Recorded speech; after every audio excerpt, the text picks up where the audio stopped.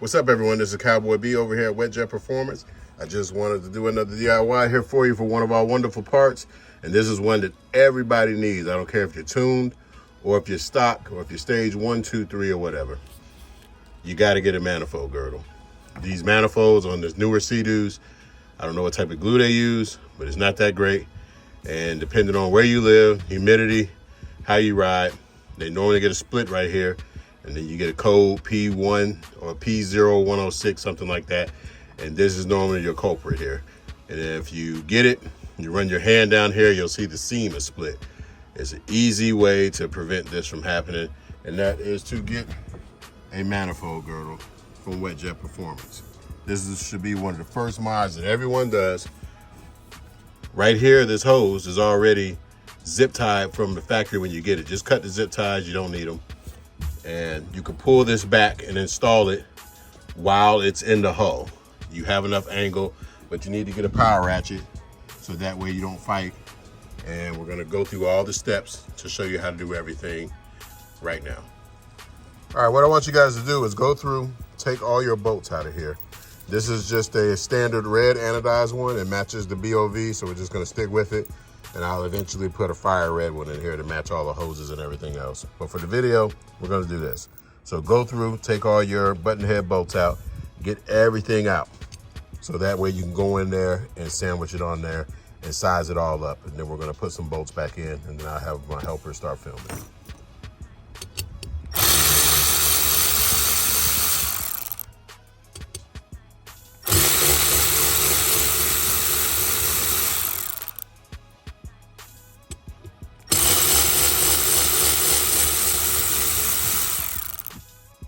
All right, what we're gonna do is move all your hoses. If you got a BOV, move your vacuum line out the way so you can slide this in here, and we're gonna have the top and the bottom undone.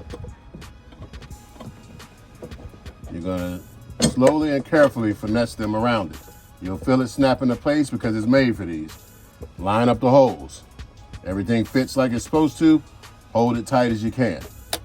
So once you hold it tight as you can, you got it in place, you're gonna grab one of your bolts and put it through and hand tighten it.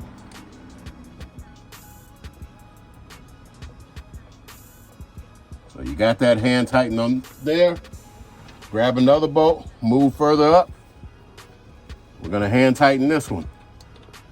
So it's a tedious process to do this in the hull because room space is limited. You're gonna be touching fiberglass and everything, but you will survive.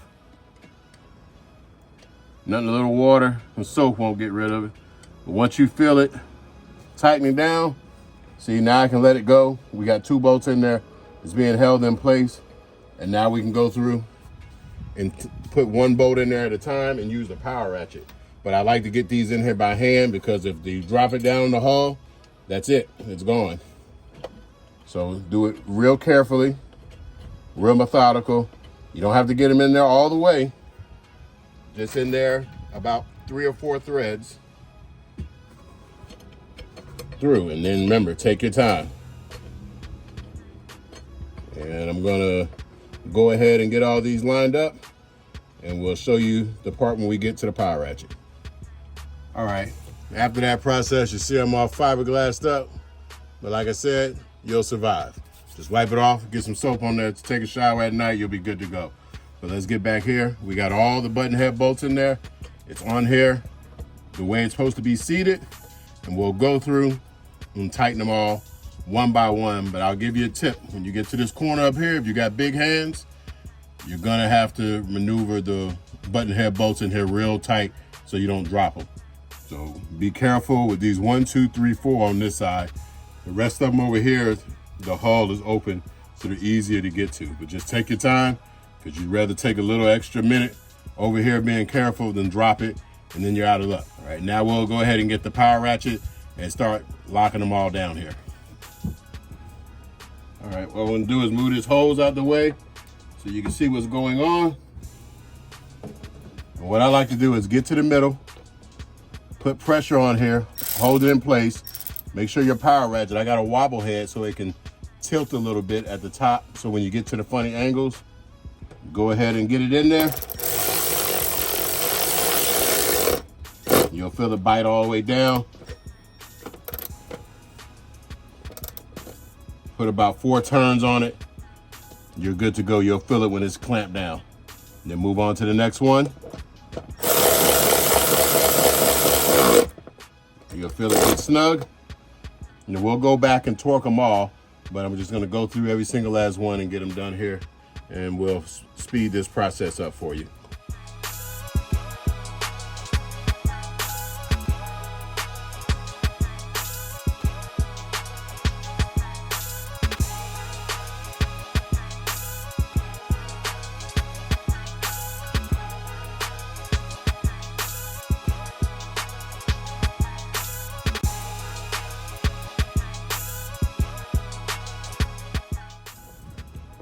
Get over here in this corner. This is where you got to be careful. We're going to skip that hard one, come back to that one.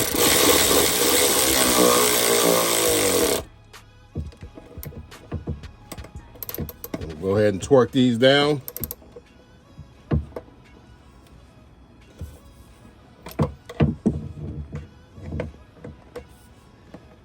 Last one over here. We'll get our torque on all of them.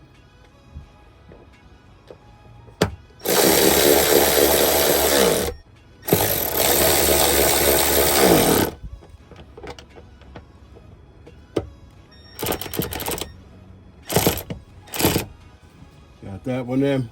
We got them all in, except the hard one. So we may have to put this one down by hand and go ahead. So what I'm gonna end up doing is tighten this one by hand right here and just doing it manually with the Allen head keys that I have here. I'll show you how that's done. All right, for that last screw where this mount is in the way, you'll have to get a single Allen key. Single Allen keys are better because you can stick it down in there and twist it by hand, or get a set of these and twist it right over top. Make sure these are up there. It's gonna be hard for me to let you see that, but this is how you tighten down that one that's right there by the mount. Even if you only put this one hand tight all the way down, the other ones are so tight that that one isn't gonna stop it. And sometimes you have clamps right here, you'll end up leaving one here and one here out to keep the clamps in the way, depending on what year it is. So those two won't hurt you. But in this case, we're gonna tighten them all. All right, we're gonna use a single key.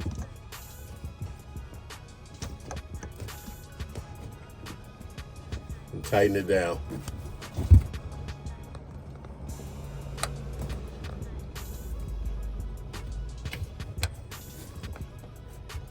Be careful not to drop your Allen key.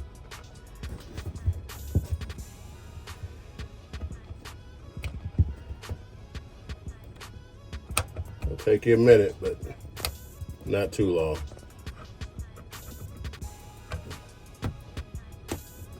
Just want to get this down in there snug. I can feel it tightening already. And we'll spin it back one more time because we got all the other ones super tight. It's hard to see back there, but it's all the way tightened down. I got it all torqued down. We're good to go. I used a single Allen key on that one. That one's gonna take you about an extra minute and 30 seconds, maybe a little less. And you can also get a screwdriver that has an L bracket on there, but then again, a right angle screwdriver. But that's gonna get in the way of that mount. So again, single key is the option for that one.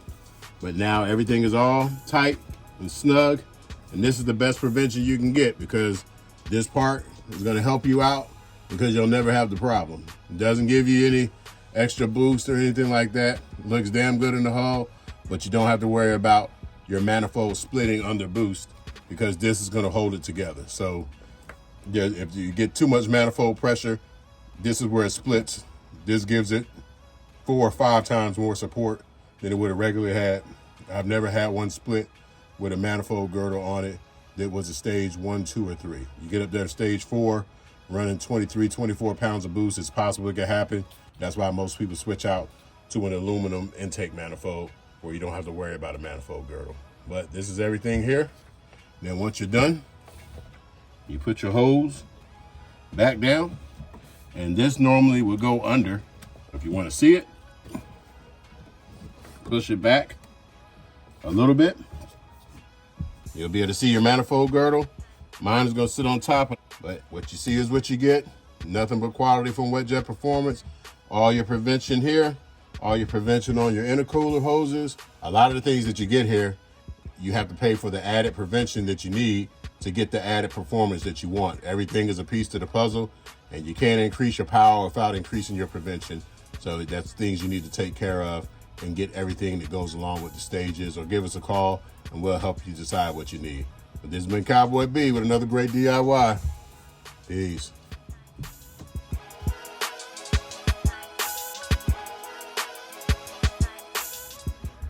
All right, give you a pro tip here, just in case. Like in our case, we don't mind if the hose is on the top or the bottom, so we just put the coolant hose back here, and life is good for us.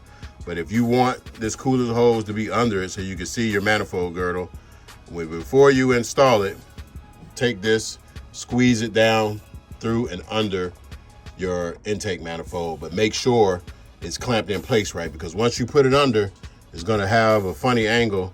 So that way, when you go to clamp everything down, this is gonna be kind of pushing on your manifold girdle.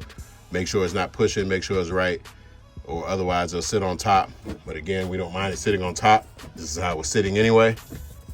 And you can't see it, because once it's closed, it's good to go. But if you want to show off that red, blue, black, or custom coated intake manifold girdle, you go ahead and make that hose go underneath before you start clamping everything down.